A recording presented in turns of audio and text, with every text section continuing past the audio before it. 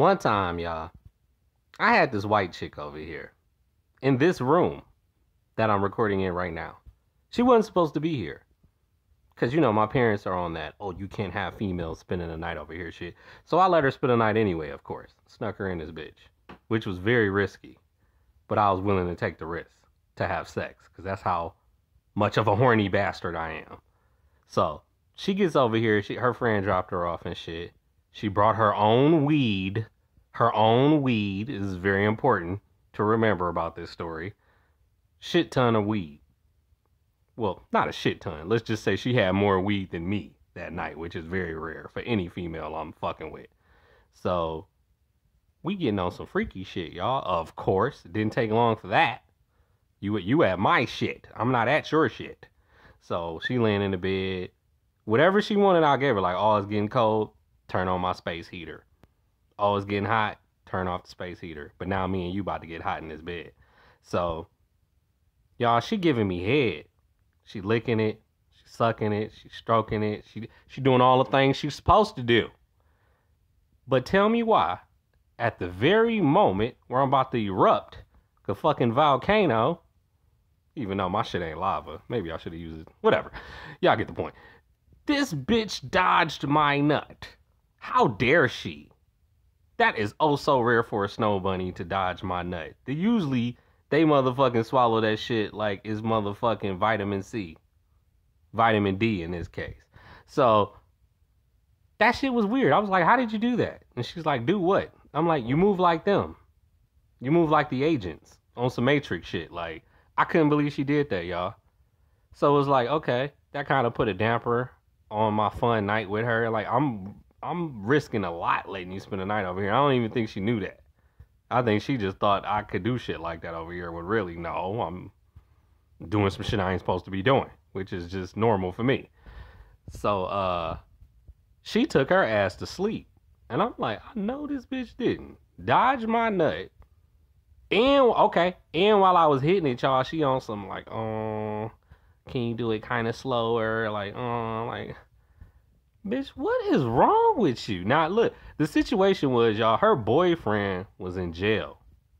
So I don't know if this was some guilty conscience type shit. Like, girl, I'm getting it in. You here, you in my bed, I'm clapping cheeks. I'm beating buns.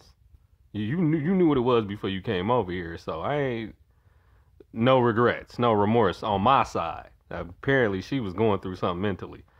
But she took her ass to sleep, y'all, after I smashed and she domed me up. So I'm like, okay, you go take your ass to sleep and you got a bunch of weed here unattended. So of course I got the rolling blunts. I got the smoking her weed. Like, hey, that's, you know how much I smoke.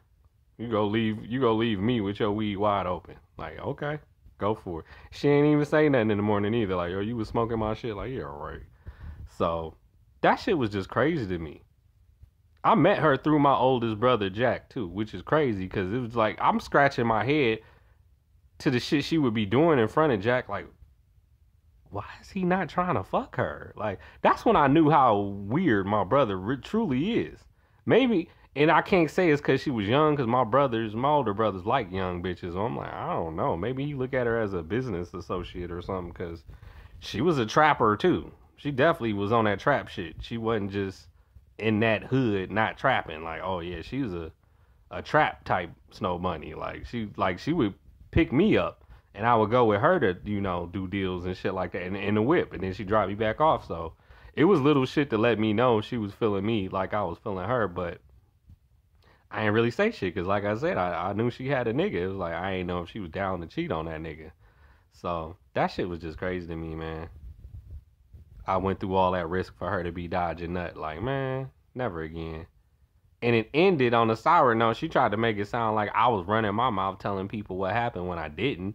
It was just a crackhead bitch in the crack house with us that knew her and was asking me how I knew her. I'm like, I really don't. I'm like, Jack know her. He just introduced me to her. I'm like, if you consider that me knowing her, then I don't know. I guess maybe the crackhead bitch ran and told her boyfriend, but it's like, what the fuck he gonna do? He's still locked up.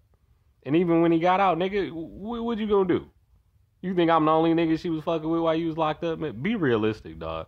Bitches don't wait for niggas when they in jail, man. Y'all need to get that shit through your thick skull for real. And coming out acting like you want to beef with every nigga that she let hit while you was locked up is pointless. It won't do nothing but land your ass right back up in there or dead.